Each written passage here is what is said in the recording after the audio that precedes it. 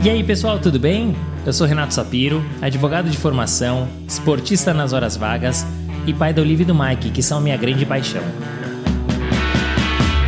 Sou sócio fundador da Sapiro, uma consultoria boutique de RH especializada em escritórios de pequeno e médio porte. Para saber mais, acesse sapiro.com.br. E esse é o Direito de Resposta, um raio-x do mercado jurídico. Sejam muito bem-vindos. Esse é um podcast leve e informal, onde falaremos com os principais personagens desse meio sobre carreiras, tendências e curiosidades. E esse é um podcast quinzenal, então já sabe, temos um encontro marcado segunda sim, segunda não.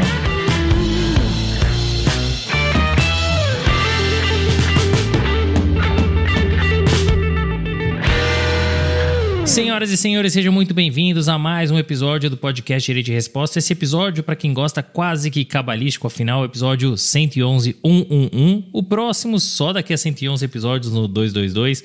Episódio muito bacana em que a gente está recebendo aqui a Mariana, que é Head de Compliance de Riscos na PayPal Brasil. Mariana, muito obrigado por ter aceitado o convite, prazer te ter aqui. Obrigada a você, é um prazer estar aqui, Renato, obrigada. Boa, vamos então para o nosso bate-papo, começando daquele jeito que os nossos ouvintes já sabem, pergunta clássica sobre planejamento de carreira. E a sua carreira é bem estruturada, né? É uma carreira sólida, mas ao mesmo tempo híbrida, né? Porque você tem passagem por escritório, tem passagem por empresa multinacional global. Essa trajetória ela foi planejada? Caso contrário, quais eram seus outros objetivos? Eu não diria que super planejada, assim, de forma previamente definida, organizada, mas sim perseguindo alguns objetivos, né? Até hoje, claro.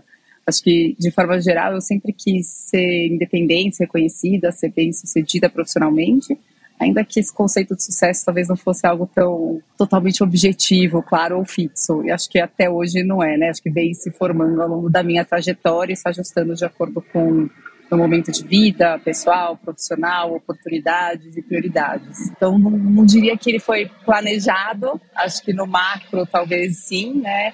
E mesmo nos detalhes, assim, no micro, bem alinhado com as minhas crenças, com os meus interesses, né? De certa forma, eu acabei, como você falou, né? Focando minha carreira em empresas globais, multinacionais. Não foi um planejamento específico, mas acho que é algo que foi fazendo sentido ao longo da minha trajetória. Então, acho que de uma forma, um planejamento mais orgânico e natural, com bastante maleabilidade para ir identificando meus interesses, minhas prioridades e ajustando esse planejamento. E é interessante a sua resposta. Dificilmente a gente tem uma resposta 100% planejada, né? Mas eu acho que muito de um alinhamento com o teu perfil, com o teu DNA, né? E as coisas vão mudando, não só os nossos gostos e objetivos, mas a vida, a sociedade, o mercado. Então, é interessante ouvir como é que você foi caminhando esse percurso. Mas quando que você decidiu? Porque você falou de autonomia e de sucesso, né? De ser bem-sucedida. Quando é que você decidiu que você queria fazer direito e por quê? Olha, acho que no colégio, né? E na época mesmo de ticar o vestibular, é muito difícil, né? A gente ter certeza. Eu não tenho uma família de advogados, então não era algo que tradicionalmente eu planejava ou se esperava. No colégio que eu estudei, a gente se dividia por humanas, exatas e bio, então humanas sempre foi mais minha área, e ali dentro das carreiras que eu via, eu achava que direito podia combinar comigo. Na época eu visitei uns escritórios, enfim, o colégio fazia um pouco desse planejamento aí de carreiras e eu me identifiquei, me interessei de alguma forma, mas assim, não foi algo super, acho que com aquela dúvida ali de vestibular, que acho que faz parte, né? Não, sem dúvida. A gente tem que decidir muito cedo, né? Com muito 17, cedo. 16 anos, né? Então fica muito difícil. Às vezes a gente vai acertar a mão e às vezes não vai acertar, né? Faz parte do jogo. Acho que no meu caso também assim, foi um acaso, né? Porque de fato eu fiz o direito. Nunca me encontrei na advocacia, fui me encontrar no mercado jurídico. Olha que coisa, né? Então, realmente a gente tem que decidir desde cedo, né? Você falou da tua ideia ali na escola, né? De fazer humanas. E aí você foi fazer a tua faculdade de direito. Então, antes da gente falar da tua carreira, vamos falar da tua trajetória acadêmica, porque você, enfim, tem uma boa formação, você fez pós-graduação no BMEC e você fez um LLM pela King's College de Londres, né? Quanto que a realização desses cursos, em especial do LLM, te ajudaram no desenvolvimento da sua trajetória e posteriormente na decisão para você mudar para o corporativo? E para fechar, diferentemente até do usual, Mariana, você não emendou um estágio em um escritório gringo, né? Que é o que a gente vê majoritariamente. O porquê dessa decisão e que impactos essa decisão te trouxe? Bom, acho que sem dúvida, os cursos ajudaram bastante. Eu valorizo bastante a formação acadêmica, então desde o colégio, né, faculdade, pós-graduação e cursos complementares, acho que todos eles trazem, além de conhecimento, questionamentos e novas perspectivas, então acho que todos eles me ajudaram, né, no desenvolvimento da minha trajetória profissional. E especificamente a experiência da LLM internacional, eu acho que ela abre muito os nossos horizontes, né, tanto do ponto de vista profissional, mas também pessoal. É uma experiência muito rica, muito interessante. Eu realmente gostei muito de ter feito, recomendo muito para quem puder fazer. E acho que, além de ajudar também, né, no desenvolvimento profissional, acho que me ajudou sim um pouco na mudança para o mundo corporativo de uma forma mais indireta. Acho que a princípio minha intenção imediata após a LLM era continuar no escritório, mas alguns outros fatores acabaram me levando para o ambiente corporativo. Não sei se especificamente o LLM, mas talvez essa amplitude, né, de visão, de mundo e de experiências tenha colaborado sim para essa mudança. Acho que não tinha pensado especificamente nisso, mas acho que sim. O LLM, a pergunta que eu gosto sempre de fazer para as pessoas que têm a oportunidade de fazer, e mesmo para quem não tem, né, o quanto o LLM é um diferencial. E normalmente a resposta é a experiência, a vivência e, claro, o networking. Então você morar por alguns meses, ou talvez até um pouco mais de um ano, em Londres, conhecendo uma cultura local, conhecendo outras pessoas, outras vivências, isso sem dúvida nenhuma te abre a cabeça. Talvez aí tenha tido essa visão eventualmente de migrar para o corporativo. Normalmente as pessoas elas acabam emendando lá o estágio, você acabou não emendando. Por que dessa decisão e como é que ela te impactou no segmento da sua carreira? Aqui entraram alguns fatores mais de cunho pessoal, que também de forma não muito planejada acabaram norteando minha trajetória, né? Eu trabalhava num escritório que tinha uma parceria internacional na época, e o meu marido hoje, na época, meu namorado também, a gente trabalhava no mesmo escritório, a gente ia se casar na volta do LLM, e o escritório tinha uma política restritiva para casais, nem lembro exatamente quando, acho que era mais a longo prazo, assim, mas a gente, enfim, achou melhor e eu acabei optando por me desligar do escritório nessa volta. Então foi mais pessoal mesmo, então acho que ali, né, na linha do que a gente falou no começo, tem várias questões que vão pautando, que vão aparecendo no nosso caminho, que vão direcionando um pouco a nossa trajetória, e nesse momento acabou sendo uma decisão mais pessoal. Foi até um pouco aflitivo, assim, que eu saí do escritório e eu acabei indo com o meu marido ele foi trabalhar em Chicago, eu fui com ele por um período, fiquei pouco tempo lá. Eu fiquei fazendo tradução para o Brasil, tinha acabado de voltar da LLM, então estava com o skill de inglês aí mais afiado, fiz várias traduções para amigas minhas aqui no Brasil, estavam montando muitos sites na época, contrato de usuário, então eu acabei fazendo vários. Foi uma experiência diferente aí do mundo mais jurídico, apesar de também ter um pouco do skill jurídico embutido. Enfim, foi mais por isso que eu acabei não fazendo. Não, e é isso, às vezes a gente vai ter que pender pro lado pessoal, às vezes pro profissional. E veja, não é porque você não fez o estágio que você não vai ter uma carreira de sucesso. Muito pelo contrário, né? A gente está vendo aqui, e você vai contar um pouco da tua história, que de fato é uma trajetória de muito sucesso, muito sólida, né? Então, às vezes a gente tem que fazer escolhas. A gente vai abrir mão, vai pender para um lado, para o outro, faz parte. E outra coisa que eu aprendi também aqui no podcast é aproveite as oportunidades. Você foi para Chicago, aquela cidade maravilhosa. Não sei se você pegou frio ou calor, não sei como é no frio, mas no calor é maravilhoso. Os dois. É tudo ao extremo, né? Mas você aproveitou, né? Enquanto, enfim, você estava lá, você aproveitou o teu inglês, você fez tradução, enfim, você fez o que tinha que fazer. Então isso é interessante, né? Você comentou, né, desse escritório que é o Trent Rossi Watanabe, que tem na verdade essa parceria com o Baker McKenzie, e você começou lá como estagiária. Você foi efetivada, enfim, foi crescendo lá, tendo sucessivas promoções. O que você acha que contou, Mariana, para essas sucessivas promoções? E você contou um pouquinho desse fechamento de ciclo. Normalmente, quando a gente sai de uma estrutura, a gente tem claro para a gente que o ciclo fechou. Nesse caso, foi uma questão muito pontual. Você achou que você estava pronta para sair do escritório? Olha, eu acho que eu estaria lá até hoje muito feliz. Acho que era onde eu imaginava a minha carreira acontecer, né? Acho que entrei lá bem no comecinho da faculdade e era o que eu imaginava médio, curto, longo prazo da minha carreira. Enfim, por uma questão pessoal, acabou tendo um desvio de percurso. Eu entrei lá bem no começo, acho que no segundo ano da faculdade, fiz todo aquele processo seletivo, né? E eu, na época, eu estudava de manhã e eu não queria mudar para tarde. Tinha uma lenda, né, de que de tarde a gente estudaria menos, enfim, acho que também tinha uma questão de segurança, tinha um pouco de receio de ficar à noite, sei lá. E eu forcei bastante, assim, durante o processo seletivo. Foi um exercício para mim, assim, o processo seletivo, sabe? Era muito nova ainda, mas eu me colocar ali com os advogados de que eu realmente queria ficar de manhã, que era importante para mim. Acabou dando certo, eu fui contratada como estagiária meio período, fiquei lá até o quarto ou quinto ano como meio período. Acabei entrando numa área que eu me identifiquei, eu fui trabalhar na época com direito societário e Banco Central, me identifiquei com a área, com as pessoas, né, com o tema, com o escritório, e fui, enfim, crescendo e me desenvolvendo. Eu não sei se tem exatamente muito segredo, acho que é dedicação, comprometimento, responsabilidade, eu trato tudo com bastante seriedade na minha vida desde muito cedo, enfim, mas acho que colhi frutos disso. Sobre o encerramento do ciclo, como eu te falei, acho que eu estaria até lá hoje e muito feliz, tenho bastante carinho pelo escritório, meu marido ainda está lá, 20 e poucos anos depois, mas enfim, por uma questão pessoal, acabei encerrando esse ciclo. Teve sim uma quebra ali para mim, né, de uma decisão de sair do escritório, mas enfim, muito, muito feliz com a decisão também, muito bem decidida. É isso, às vezes o ciclo não vai ter fechado. E às vezes vai ter fechado e a gente vai continuar, que é pior ainda, né? Porque a gente nem percebe que fechou, percebe e continua, né? Mas faz parte do jogo, né? E você continuou trilhando a tua trajetória. O relacionamento de alguma maneira se manteve com o escritório, né? Com o teu marido lá. Então, isso é muito bacana. Antes até da gente avançar na tua carreira, dentro do próprio Trend, você teve a oportunidade de fazer um secondment do Goldman Sachs, né, que é outra empresa global, um banco americano muito forte. Como é que foi essa vivência, essa experiência, essa primeira vivência no corporativo? E foi aí que floresceu essa ideia de vou migrar para o corporativo?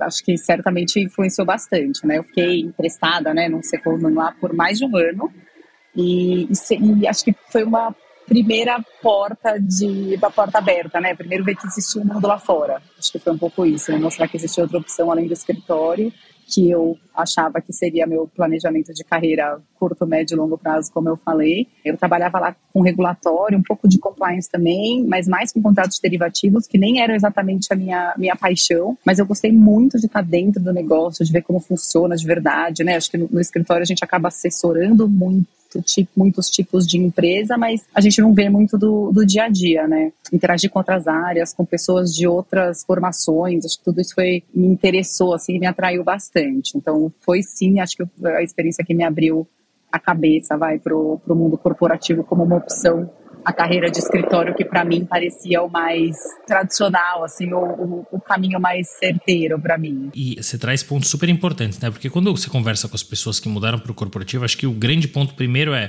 queria estar inserida no negócio, porque estando no escritório, você vê vários negócios, mas você vê pontinhas. Estando dentro do negócio, ou de uma empresa, você vê o negócio como um todo, 360 graus. E estar em contato com pessoas de formação diferente, que pensam diferente, também te abre um outro campo aí na tua cabeça, né? Então, é uma coisa que a gente ouve bastante de pessoas que mudam para o corporativo. Ainda assim, você levou algum tempo, né? Porque você fez esse secondment, continuou no escritório, enfim, fez LLM, voltou. E aí você acabou migrando para um outro escritório também bastante conhecido, que é o Stock Forbes, que você ficou até um tempo mais curto, porque você tem esse perfil de ficar muito tempo nos lugares, né? E no Stock você ficou um tempo mais curto, né? Como é que foi essa experiência? Que desafio você encontrou justamente por ser a primeira vez que você estava numa estrutura nova? Foi uma experiência bem importante para mim. Foi num período, acho que, de transição, né? De voltar da LLM, de ter quebrado esse ciclo aí com o Trend de mais de 10 anos. Era um escritório relativamente novo, acho que na época eles estavam se montando, num momento bem diferente do escritório mais tradicional, mais antigo, né, de onde eu vinha. Foi muito rico ver esse ambiente em construção, né, ver os sócios, os advogados nesse momento de empreendedorismo. Eu acabei não ficando lá porque apareceu a oportunidade de hoje, que hoje é onde eu estou ainda, né, do PayPal, que me atraiu muito, que me trazia bastante desafios, e foi por isso. Acabou sendo mais curta do que as outras mesmo. É interessante ouvir a tua percepção, porque hoje você fala um Stock Forbes enorme, né? Naquele momento, claro que ele já nasceu grande, mas era o nascituro de um escritório. E ainda você vinha de uma estrutura grande, tradicional, né, com uma parceria com o escritório estrangeiro. Então, imagino o primeiro choque já com essa visão do corporativo, né? E, obviamente, quando veio o convite, aquela mosquinha que picou, não tinha como dizer não. Foram, enfim, 10 anos atuando no escritório de advocacia, né? E aí você tem esse primeiro desafio na PayPal, quer dizer, uma área nova, um ambiente novo, uma área que estava bombando, né? Porque você estava falando ali de riscos e compliance com mudança de legislação. Como é que você recebeu esse convite? Como é que foi sua adaptação para essa área nova, essa rotina nova? Que desafio você encontrou? E a pergunta, vou dizer aqui, nem no milhão, do bilhão. Tem um momento certo para fazer essa transição em escritório-empresa? Bom, eu acho que eu vi ali uma oportunidade de conhecer alguma coisa nova, né? Fora do ambiente mais tradicional de escritório, numa fintech, algo que estava começando um pouco ali na época, em 2013, numa área nova que eu tinha, de fato, pouco conhecimento, porque, né, a gente nem não falava muito de compliance até então, não tinha na faculdade, enfim, tava tudo em formação, mas que me interessava muito e eu me identificava com um pouco do que eu via, né? E também me permitiria usar meus conhecimentos jurídicos, regulatórios, acho que meus skills de advogada, assim, espero. Então foi um momento bem rico, porque é isso, né? A compliance estava se formando e a regulamentação de meio de pagamento saindo do forno ali do Banco Central. Então, assim, acho que foi um misto de sorte, de momento, de curiosidade minha, né? De disponibilidade e de coragem mesmo, né? Eu tinha 2 pessoas com quem eu tinha trabalhado muito tempo antes, amigos meus que tinham ido para lá. Então, acho que me deu uma dose extra de coragem e eu fui. Eu costumo falar, né, que os meus amigos, todos advogados, né, a maioria deles, acho que eu sou que tenho o trabalho mais diferente, né, mais inovador, assim, fora do mundo tradicional de escritório, enfim, de uma carreira mais tradicional jurídica. E eu fui muito feliz nessa decisão. Honestamente, se eu falar que lá atrás eu imaginava que compliance e meio de pagamento cresceria tanto, é mentira. Foi mesmo o interesse, acho que curiosidade de novo de ver, porque era um momento muito rico, porque a gente ia começar tudo ali, né, a montar a operação aqui no Brasil, aplicar para licença, conhecer a regulamentação nova, então realmente me atraiu a oportunidade. Eu imagino os desafios, porque você chega numa empresa que, enfim, precisava fazer muita coisa para começar a rodar, sai de escritório, área nova, área bombando com mudança de legislação, muita coisa deve ter rolado ao mesmo tempo, né? Então, sim, ali você realmente precisa de uma dedicação extra, do foco, da resiliência, que é um pouco do que você trouxe lá na frente. Olha, eu não sei o que é receita de sucesso, por que foi promovida, mas eu diria que é isso aqui, né? E que vai tangenciando toda a tua carreira, toda a tua trajetória. E um complemento aqui à minha pergunta. Tem um momento, certo? Pergunta aí do Bilhão, para fazer essa transição, porque tem muita gente que quer fazer essa transição escritório-empresa. Tem um momento certo para fazer isso? Putz, eu não acho que tem um momento certo, acho que tem um momento de cada um, de novo, pessoal e profissional, junto com uma oportunidade, pode tanto aparecer como a gente ir atrás dela, né? Acho que em vários momentos da sua carreira isso pode fazer sentido, tanto ir quanto voltar. Eu não acho que isso fica preso num lapso temporal, pelo menos eu espero que a gente já tenha superado isso hoje, que a gente tem um ambiente com muito mais oportunidade e flexibilidade para ir e voltar, né? Acho que nada é tão definitivo assim. Espero que haja realmente no mercado bastante caminho, bastante espaço para as pessoas fazerem essas transições. Essa é uma pergunta, e aí como headhunter mesmo, que surge bastante aqui. Poxa, tem um momento certo, Renato, para fazer essa transição? E eu acho que não tem momento certo para nada na vida, né? Você tem momentos mais ajustados, enfim, mas acho que as coisas acontecem como elas têm que acontecer, né? Como foi para você. É claro que se você entrar um pouco mais júnior, talvez você tenha mais oportunidades porque, enfim, você vai ter mais cadeiras. Mas isso não significa que você precisa fazer um movimento mais júnior. Você pode ver quantas pessoas que eu vi que fizeram um movimento muito mais sênior e que encaixaram e funcionaram bem. Eu acho que também é um momento que você falou de ocasião, né? De surgiu, aconteceu, tá no lugar certo na hora certa, né? Você conhece a Sapiro? Nós somos uma empresa focada no mercado jurídico, especialmente em escritórios de advocacia de pequeno e médio porte, e que tem 2 pilares, recrutamento e consultoria. Acabando este episódio, acesse sapiro.com.br e saiba como podemos te ajudar. Você comentou que uma das grandes diferenças quando você entrou no corporativo é lidar com perfis diferentes, com formações diferentes, né? E você é diretora de riscos e compliance. Então você lidera uma equipe multidisciplinar. Aliás, isso é muito curioso, né? Porque quando eu sou procurado para fazer posições de compliance, Mariana, a grande maioria dos profissionais que eu encontro são formados em direito. Mas que não precisa, né? Mas tem essa... Não sei, não vou nem dizer que é uma pecha, mas normalmente são profissionais formados em direito e as equipes em si são multidisciplinares. Como é que você faz para liderar um time heterogêneo, especialmente levando em consideração que as skills de gestão não são ensinadas definitivamente na faculdade de direito? Como é que você se preparou e o que você considera fundamental para que um líder tenha sucesso num ambiente competitivo e de alta performance como o nosso? Acho que esse é, sem sombra de dúvida, um dos maiores desafios, né? Acho que gerir pessoas é um grande desafio. Acho que no momento de pandemia, pós-pandemia, trabalho remoto e volta do remoto, mares não navegados, né?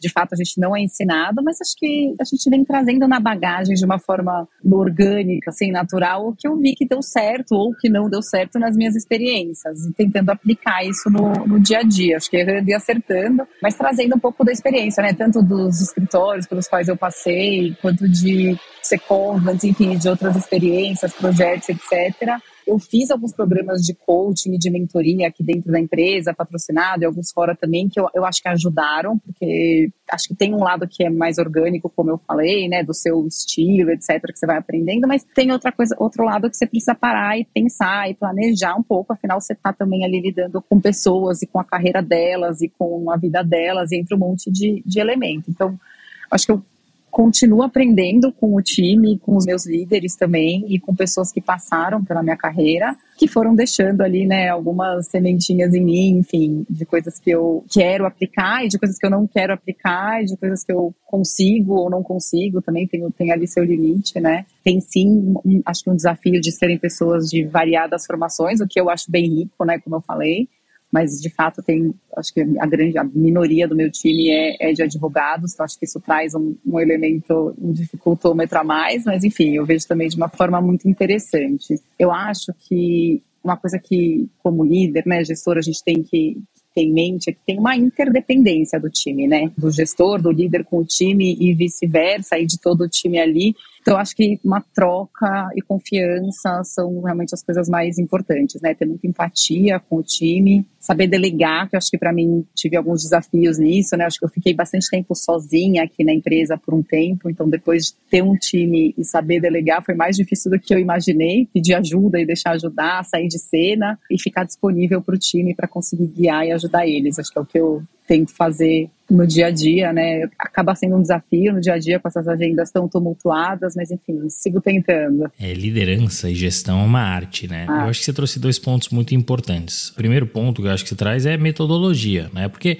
é claro que você vai formando o teu jeito de gerir no dia a dia, aprendendo, vendo o que funciona e o que não funciona, mas tem metodologia para isso. Assim como tem metodologia para vender, você pode ter o talento nato para vender, mas tem método para isso, né? Então todo mundo pode gerir, todo mundo pode liderar. Vai ter gente que vai ter mais ou menos aptidão, só isso. E eu acho que tem um outro ponto legal que você traz, que é a confiança, né? Que aí tá ligada a delegar. Você só vai delegar se você tiver confiança. E aí você só vai poder crescer, o time crescer dentro da empresa na medida que você confiar na tua equipe e poder delegar para pegar outras coisas até mais estratégicas. E essa é outra arte, né?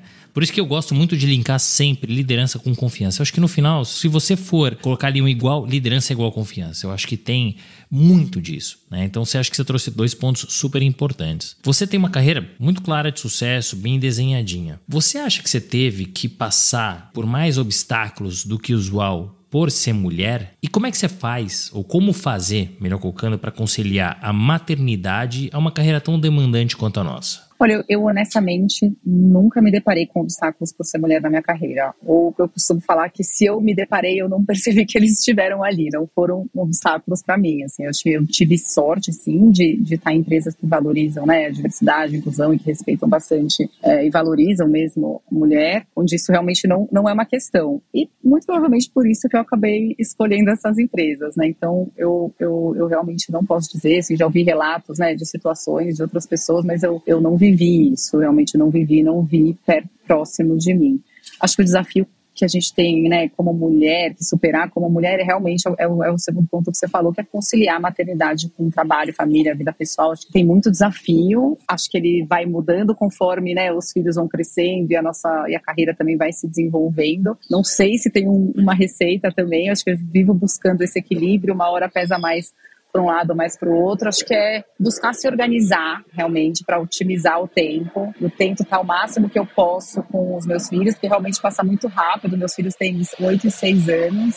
Tive a sorte, do trabalho remoto, acho. Claro que teve um momento ali que foi caótico e todo mundo teve que se adaptar. A gente não sabia muito bem o que fazer, mas depois, né, se organizando bem, contando com ajuda, eu acho que tudo foi se encaixando e hoje eu consigo conciliar bem, consigo buscar eles na escola, consigo estar presente o máximo que eu posso, mas assim, eu trabalho bastante, né, trabalho fora, ainda que às vezes remoto, mas eu sempre expliquei para eles o quanto é importante para mim trabalhar, que eu gosto do que eu faço, eu gosto de me sentir útil, de ajudar as pessoas, né, de colocar em prática o que eu estudei a vida toda. Então acho que também, né, deixar claro para eles o quanto isso é importante para mim e o quanto isso realmente faz parte da minha vida e vai fazer. Mas enfim, acho que é uma eterna tentativa de erros e acertos. Não sei se se tem uma receita mágica. Acho que cada mãe ali, cada família consegue ir se equilibrando na medida que pode. De novo, contando com ajuda, acho que é importante, porque acho que o que acaba sendo difícil mesmo nessa matemática é a gente achar tempo pra gente, porque você acaba colocando sempre, né, trabalho e os filhos como prioridade, família, etc. O difícil mesmo é a gente usar um tempinho disso pra gente mesmo, que também é bem importante, né? Não, sem dúvida. E uma das coisas que eu ouvi aqui das mulheres que eu tive a oportunidade de entrevistar é: não vai ter equilíbrio, né? Você vai pender para um lado ou para o outro, não existe isso, né? O mais importante é que quando você está com seus filhos, tempo de qualidade, né? Aproveitar com eles. E quando está no trabalho, se dedicar ao trabalho. E eu acho que tem essa questão da explicação, né? Olha, para mim é importante também, meus filhos, estar aqui no trabalho, e quando eu estiver com vocês, eu vou estar aqui com vocês de corpo e alma, né? Eu acho que isso é o mais importante, né? E eu acho que teve, um momento também, talvez um reflexo aí da pandemia, da gente querer fazer tudo ao mesmo tempo, ser multitasking, né? Ficar fazendo call no supermercado, buscando o filho da escola. Até fiz algumas coisas assim por um tempo, mas realmente não funciona, porque eu não consigo me dedicar a nada direito. Então eu, hoje em dia, não vejo mais graça, não vejo todo esse valor em ser multitasking. Acho que você acaba não fazendo nenhuma coisa nem outra direito. Claro que às vezes acontece, às vezes precisa e tudo certo, seguimos assim, mas na medida do possível eu tento me concentrar para estar ali onde eu estiver, né? No trabalho, na reunião ou com eles, porque senão você não está nem numa coisa nem outra e não dá para fazer tudo direito nessa bagunça. Então... É isso, essa é a beleza, isso chama-se vida, né? Que a gente tem que tentar equilibrar as coisas, tudo acontecendo ao mesmo tempo. Você vem de um mercado em constante transformação, né, que esse mercado financeiro, enfim, tem Open Finance, enfim, teve muita mudança nos últimos anos. Uma das perguntas que as pessoas me fazem é Renato, para onde que vai o mercado jurídico? Onde é que estão as melhores oportunidades? Eu sempre falo, olha, áreas novas ou áreas com mudança de legislação, e é o caso, por exemplo, do mercado financeiro. Fazendo aí um exercício de futurologia, Mariana, para onde você acha que vai esse mercado financeiro? Eu acho que a gente passou por uma aceleração muito forte nos últimos anos, né? Na minha ótica aqui regulatória, foi uma enxurrada de novas normas, né? De construção do PIX, do Open Finance, de alterações, né? Agora cripto, DREGs. Então, acho que ainda tem realmente muita coisa para acontecer nesse mercado, ainda tem muita coisa que continua em construção e muita coisa para evoluir realmente nesse mercado. Eu gosto bastante, acho uma área riquíssima, assim, interessante, super dinâmica até demais às vezes, realmente, mas acho que tem muita coisa para acontecer. Eu trabalho numa associação de mercado também, onde tem uma troca muito rica do mercado, né? Acho isso muito importante hoje em dia. Acho que tem muito trabalho, certamente, para advogados, regulatório, compliance aqui nessa área. Não, e é bom ouvir isso, porque as pessoas têm uma preocupação, e eu vou linkar já com outra pergunta, Mariana, porque, de fato, assim, são mercados em transformação. Mercados em transformação exigem ou demandam profissionais. E se não vai ter profissionais preparados e prontos para atender, está aí uma área ou um mercado que você pode atender, né? Você trouxe um exemplo. Por outro lado, e aí já vamos falar de polêmica, para ter um pouquinho de polêmica no episódio, a gente está falando de inteligência artificial. E você atua no mercado financeiro, mas que envolve muito a parte de tecnologia. Quanto que você acha que a inteligência artificial vai influenciar na demanda do mercado, na diminuição da demanda para o profissional, para o advogado, mesmo para o profissional de compliance? Como é que você enxerga a inteligência artificial agregando ou, entre aspas, desagregando nesse mercado? A gente já convive com isso, né, há bastante tempo. Acho que aqui do lado de compliance, risco, na parte de monitoramento, tem muito já uso de inteligência artificial, muito a nosso favor ainda, né? Acho que talvez de uma forma mais indireta, não tão imediata ainda, roubando os trabalhos, como eu acho que é o grande receio que se tem. Acho que muito ao nosso favor ainda, né? Eu acho que o trabalho do advogado, do compliance também, é um trabalho bem minucioso, né? Claro que tem sim uma parte que a inteligência artificial talvez consiga roubar e consiga cobrir, do que dá para ser mais massificado, mas acho que tem algumas coisas muito detalhistas, de negociação, de interpretação ali mais elaborada das normas, enfim, das coisas, que eu acho que vai ser difícil. Não acho impossível, mas acho que ainda vai precisar, assim, de uma pessoa sentadinha ali pensando. Eu concordo com você. Eu sempre falo assim, a gente teve aqui o Tito Amaral, CEO do Machado Merer, ele trouxe um exemplo que eu sempre uso, que é a inteligência artificial não vai levar o cliente para almoçar, né? Então, obviamente que a gente ainda tem um papel muito importante, ainda vai ter por muitos anos. E a outra coisa que eu ouvi esses dias, eu não me lembro exatamente qual foi o termo, mas a pessoa falou assim, veja, a inteligência artificial não vai acabar com a profissão do advogado, vai acabar com aquele profissional que não sabe lidar com a inteligência artificial, que não sabe trabalhar com a inteligência artificial, porque ela não faz nada sozinha, a gente precisa alimentá-la, né? Não sei exatamente foi esse termo, mas fato é, a gente é dependente? A gente é, mas ela também depende da gente. Então, e essa profissão que a gente escolheu, do advogado, advogada, de atuar com compliance, que são áreas correlatas e riscos, etc., são profissões que de fato demandam ainda muito do profissional, de um skill mais comportamental. Então é importante também ouvir a tua percepção. Mas já que a gente polemizou demais, Mariana, vamos pegar leve. Como eu já disse aqui algumas vezes, você tem uma carreira de fato de muito sucesso, uma carreira sólida, uma carreira híbrida. Você se arrepende de algo que você fez até aqui e até onde você quer chegar olhando para o futuro? Não me arrependo de nada, assim, especificamente. Acho que poetizando um pouco, acho que toda parte da trajetória traz aprendizados pra gente, né? Pro bom e pro ruim. Acho que eu sou feliz, sim, com as escolhas que eu fiz até aqui, com onde isso me trouxe, as pessoas que eu conheci no caminho, tudo que eu aprendi, todas as trocas, enfim, que eu tive nisso. Então, acho que não consigo pensar em nada grande, assim, que eu me arrependesse. Acho que onde eu quero chegar, acho que, né, linkando de novo com a primeira pergunta, né, acho que meus objetivos, né, de carreira continuam, né, acho que eu, sem dúvida, vejo próximos passos na minha carreira, com roles mais seniors, enfim, assumindo mais responsabilidades, mais atividades, talvez o compliance ainda, talvez um pouquinho do legal mais. Então, bem aberta a oportunidades, assim, e a desafios. Que bacana, Mariana. Eu acho que é isso. Primeiro, o que trouxe até aqui, né? Não adianta ter grandes arrependimentos, mas vai ter um outro pontual. E eu acho que a segunda coisa é, olhando para frente, não precisa ser tão duro com a gente mesmo. Precisamos chegar nesta cadeira, nesta posição. Quero continuar crescendo, quero continuar sendo desafiada. E eu acho que esse é o mais importante, né?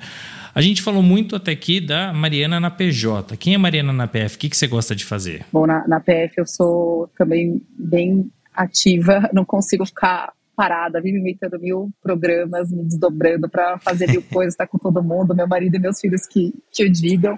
Eu sou de São Paulo, mas eu adoro passear por São Paulo e inventar programas aqui. Eu vivo inventando umas coisas, levando meus filhos para conhecer bairros diferentes, museus, gosto bastante. A gente tem um grupo bem grande de amigos também, então a gente costuma estar bastante com eles, viaja, enfim, vem bastante pro clube. Fico bastante com a minha família, com meus pais, enfim, meu irmão, minha avó. Gosto de estar com as pessoas que eu amo. Eu, Mariana, gosto de correr, gosto de ler, gosto de fazer yoga e ultimamente estou tentando aprender a jogar tênis, mas ainda exigindo muito da minha concentração. Minha cabeça fica a 1000 ainda, preciso treinar mais. Tênis é um esporte super difícil, uma delícia. Eu mudei de esporte, não sei nem como, mas eu larguei o futebol e fui jogar tênis. É outra coisa, assim, é um negócio que você tem que dedicar muito para jogar male. Pois né? é. Porque é diferente do beach tênis, que é muito mais democrático, né? Mas é muito difícil. Agora, o que eu posso te falar é, siga, porque é maravilhoso. Eu tô adorando. Agora eu só quero saber de jogar tênis. Eu tô gostando bastante, mas é isso, exige uma concentração que eu não imaginei que fosse mais do que na yoga. E, enfim, mas é divertido. Eu faço com umas amigas, é bem, bem divertido. É gostoso, é isso aí.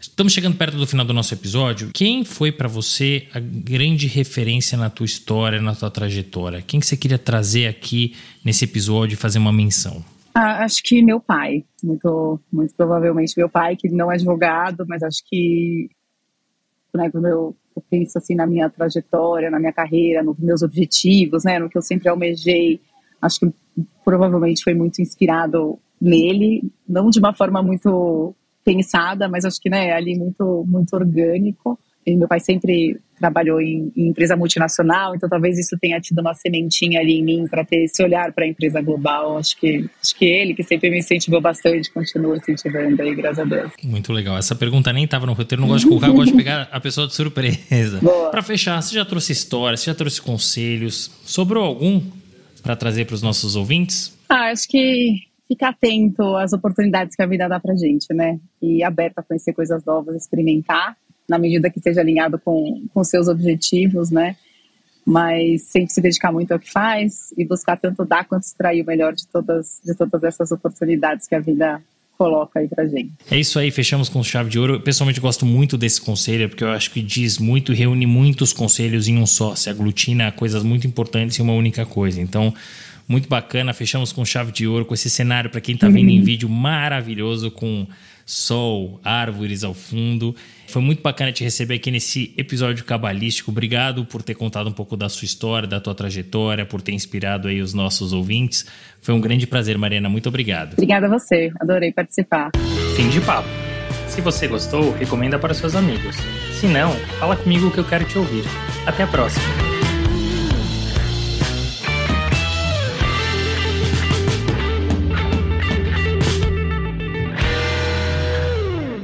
Este podcast foi editado por Felipe Mux.